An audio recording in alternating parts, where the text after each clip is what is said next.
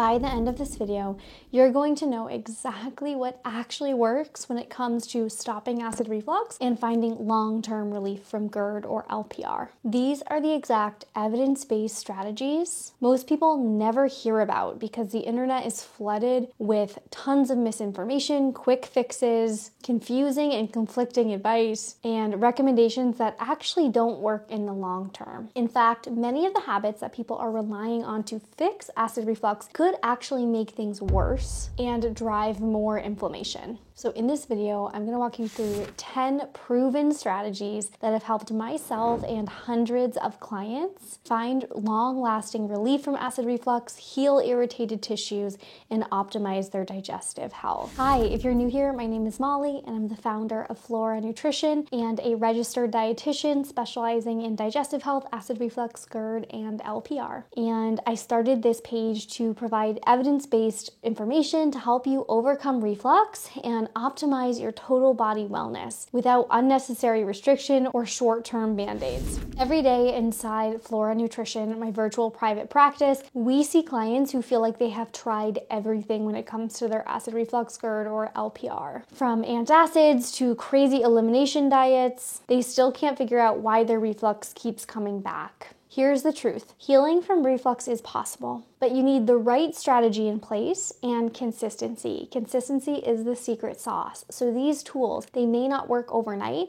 but they're absolutely essential, and with time and consistency, they can help you really address reflux, optimize your digestive function, and find long-lasting relief. Okay, now let's break down 10 evidence-based strategies that you need to start implementing into your daily life. And I recommend just starting with one at a time. So if you start to get overwhelmed, just choose one and implement one each week so that you can really develop these habits and systems in your own life. Tip number one is learning how to manage your daily stress. Stress is a massive reflux trigger, from reducing blood flow to the digestive system to messing with the lower esophageal sphincter. Your vagus nerve actually controls the opening and closing of these sphincters that protect your esophagus from reflux. And if you're in a chronic state of stress, your lower esophageal sphincter is not going to close at the right times, and you may also not be producing adequate digestive juices to really digest your food well. So stress is a massive reflux trigger. We have to acknowledge that, and we have to implement daily nervous system support. One of my clients, Sarah,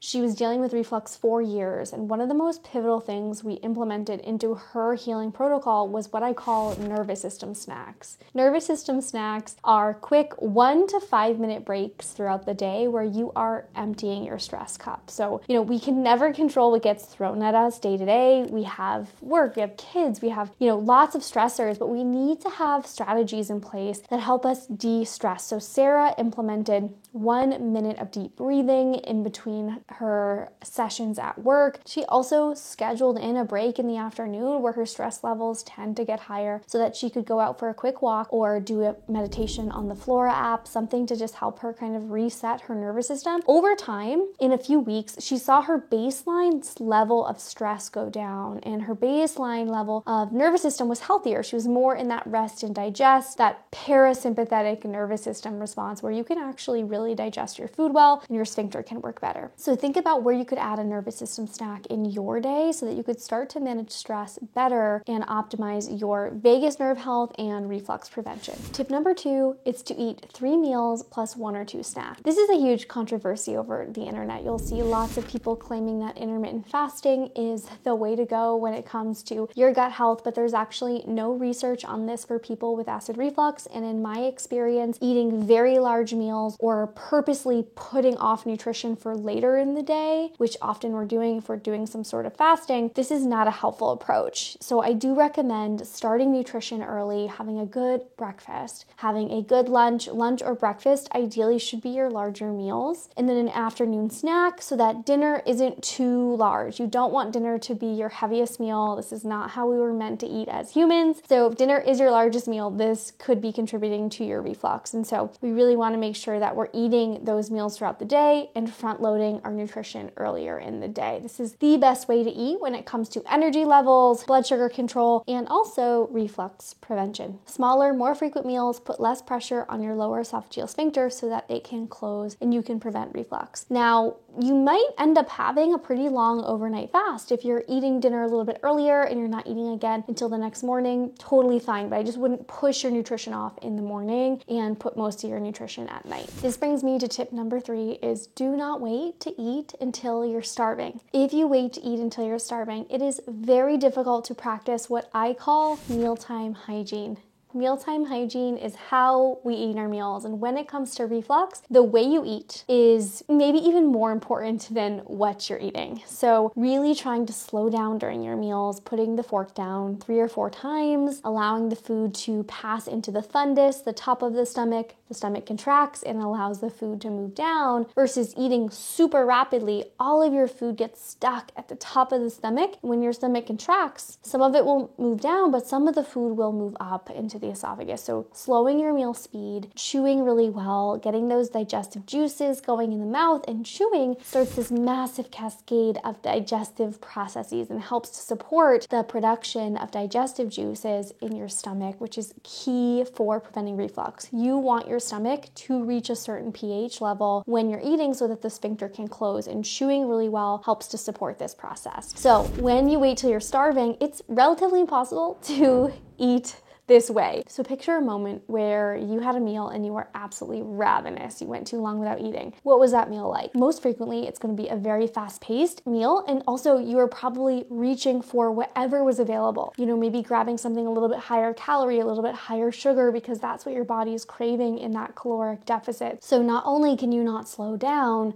but now we're also maybe not making the best food choices because we are just way too hungry to slow down and think about what our body needs in this moment. We're also so much more likely to overeat when we wait too long to eat. Our brain doesn't necessarily register the fullness cue when we get too low blood sugar. Sometimes we can just eat past fullness very easily. And eating past fullness puts a lot of pressure on our lower esophageal sphincter, on our stomach, and it makes us way more likely to reflux. So not waiting until you're starving is really, really an important practice to get into when it comes to long-term reflux prevention. Tip number 4 is something you've probably heard before, but maybe not thought about in your own life. So stay upright for about 30 to 60 minutes after eating. You probably know this one for the evening time. So if you've ever eaten dinner and then laid down immediately, you probably have felt that regurgitation or food coming back up, and that is relatively common. Our body does not want to be horizontal after eating a meal. But this is also true for other meals. And if you're having any sort of regurgitation, if you have a lower esophageal sphincter issue, if you have a hiatal hernia, you do really want to make sure that you're having good posture after your meals. So sitting up nice and tall and really trying to maintain good posture after a meal and avoiding slouching over after a meal and kind of checking your emails, hunching over the computer. That actually can put a lot of pressure on the lower esophageal sphincter and can allow it to relax, which is not what we want after a meal. Tip number 5, I already touched on this, but I'm going to separate it in its own category because this is something you need to master. If you have any kind of digestive issue, bloating or reflux or IBS, is chew, chew, chew. Too many people are not chewing their food. Please promise me you will just try this week. Set a reminder on your phone to remind you to actually chew well and slow down. You will be amazed at how much this can help when done consistently. Your food should be almost like an applesauce consistency before you swallow, and this again will stimulate digestive juices in the mouth but also lower down in the digestive tract, stimulating enzymes and stomach acid production, which is what you need in order to digest your food, in order for that sphincter to close. It is this beautiful cascade, and your chewing is the start of that digestive process. It is called the cephalic phase of digestion, and it's something that we need to constantly remind ourselves of. Tip number 6 is to use diaphragmatic breathing. The best doctors in the world right now when it comes to reflux are putting diaphragmatic breathing handouts in their post-endoscopy discharge paperwork, and that makes me so happy because diaphragmatic breathing is free and it is evidence-based. There are randomized controlled trials showing the efficacy of diaphragmatic breathing to help you prevent reflux post-meal. So really recommend a few deep breaths, 5 to 7 deep breaths, letting the belly expand on the inhale, letting the belly soften on the exhale. You just really want to get that belly expansion on the inhale, and that will help your diaphragm to stretch and contract. When we think about the lower esophageal junction, we always think about the lower esophageal sphincter muscle being what helps protect your esophagus from reflux, but it's also the diaphragm. So use diaphragmatic breathing post-meal. This is evidence-based, it's free, and I really encourage you to try it out. Tip number 7 is something I wish people had told me years and years ago, because I had no idea it was contributing to my reflux in such a significant way. And this is drinking excessive amounts of water during your meal. So I lived a really fast-paced lifestyle when I started dealing with gastroesophageal reflux disease, and I just never really hydrated outside of my meal times. My meal times, I thought I could just get my nutrition and my hydration all at once. But what I didn't realize is that drinking copious amounts of fluid during a meal is going to dilute your digestive enzymes, dilute your stomach acid, and overfill the stomach. When you combine a ton of liquid with your food as well, it can reflux more easily. So really try to sip throughout the day. Keep your water bottle with you and try to avoid more than 8 ounces of water during your meal. Tip number 8 is supporting healthy bowel movement. So if you are constipated, this is 100% worsening your reflux. If we have a large amount of stool backup in our intestines, this can create a pressure imbalance and can impact the way the stomach empties, impacts the way the lower esophageal sphincter functions as well. So we don't want excessive gastric pressure on your stomach and your sphincter from stool. And this is easily fixable. This is something we absolutely can address in a one-on-one session with you, or you can definitely check out my video on preventing constipation. You need to make sure you're having regular, effective bowel movements for reflux prevention and just generally gut health. Tip number 9 is be mindful of the liquid triggers. The liquid triggers like caffeine, alcohol, carbonation, and acidic beverages like lemon water or soda. These things can be really sneaky and actually some of the hardest triggers when it comes to your healing phase. This might be something that you choose to pause for a few months during your healing phase. It can be difficult to heal from GERD and LPR when you're consuming acidic beverages because that acid touches your esophageal tissue. It can irritate if there's any esophagitis going on, or if you have LPR, which is pepsin embedded in your throat tissues or your esophageal tissues. This acid in these beverages can activate the pepsin and just contribute to this inflammation cascade. So taking a moment to pause these triggers could be helpful. I personally had to pause coffee for about a year to heal my GERD. I had a really severe esophagitis and erosive GERD, and so pausing coffee was really helpful for me. But now I'm able to introduce it back in. I have coffee every single day without a problem. I have to have it in moderation. I can't go overboard with 3 cups a day, but I was able to reintroduce coffee back in, which I never thought I was going to be able to do. Last tip I want to share with you is specifically around coffee, because some of us are not going to give up our cup of coffee. We have a lot of clients that actually come to us and they don't give up their morning cup of coffee. We just might tweak how you're having that cup of coffee. So tip number 10 is never have coffee on an empty stomach. You always want to have coffee with a little bit of food. Actually, in the ancient times, there was some scriptures that they found where people were describing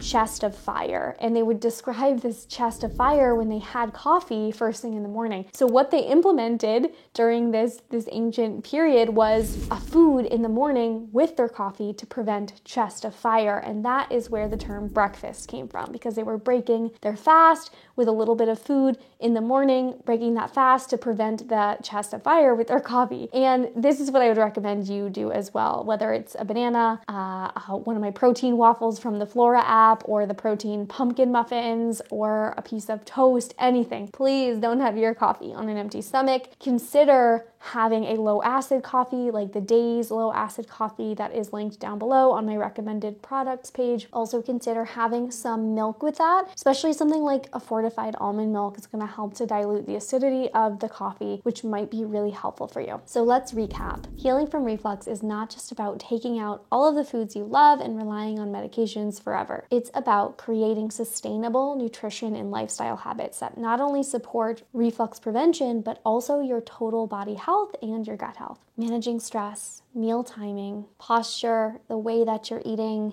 hydration, and movement, they all play a massive role when it comes to reflux. If this video has helped you, be sure to share it with a friend who's also struggling with reflux or digestive health. Be sure to give this video a like, and be sure to subscribe because I share weekly uploads on acid reflux, GERD, LPR, and all things gut health. If you are struggling with acid reflux, I definitely recommend checking out my recent video on 4 acid reflux myths that the internet is lying to you about. There's so much conflicting information, and if you're struggling with reflux and feeling confused, I really think this video would be super helpful for you. If you're looking for more tips like these or help with implementation, I definitely recommend checking out the Flora app. We have a totally risk-free 7-day trial of the Flora app down below in the description of this video for you to try out and start your acid reflux healing journey alongside me in the Flora community. You deserve to eat and live without fear again, and we are here to help you achieve that. Thanks so much for watching this video, and I'll see you in the next one.